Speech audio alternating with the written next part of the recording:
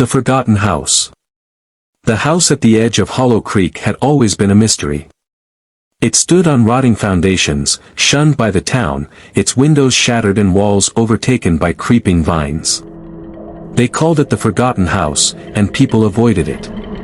But Lena couldn't.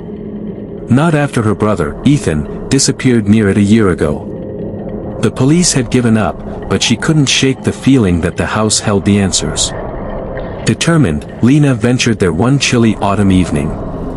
The overgrown path crunched under her feet as she approached the decaying structure. Her breath caught in her throat as she stepped inside. The air was heavy with dampness and decay, and the floorboards creaked with every step. She moved through the house, flashlight in hand, searching for any clue. Each room seemed to close in around her, suffocating her with a sense of dread. Then, upstairs in a bedroom, she found an old photograph of a family, parents and 2 children, but their faces were wrong. Their eyes were too large, their smiles too wide, stretching unnaturally across their faces. Lena's skin crawled. Just as she turned to leave the room, a whisper stopped her cold. "Lena," it was Ethan's voice, faint but unmistakable. "Ethan," she called out, heart pounding. She followed the voice down the hall to a door she hadn't noticed before. It led to the basement. The air from below was colder, carrying the stench of rot. Steeling herself, Lena descended the creaky stairs. The basement was a nightmare, a dark, damp place that felt alive. The walls were covered in mold, and the floor was slick with something she couldn't identify.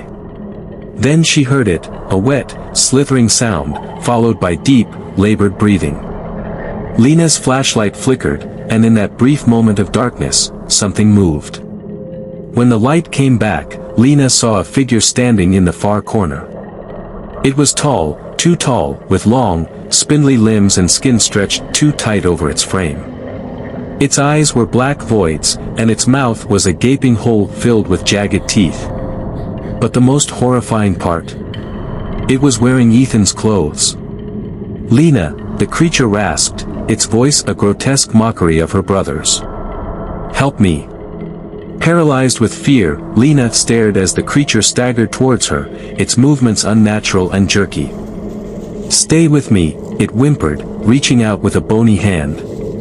Lena knew this thing wasn't her brother.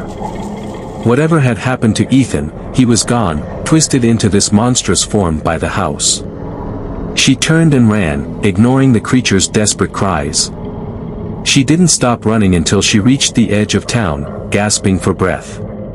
She never told anyone what she saw in the Forgotten House. No one would believe her. But every night, as she lay in bed, she heard it, the creature's voice, whispering her name, begging her to return.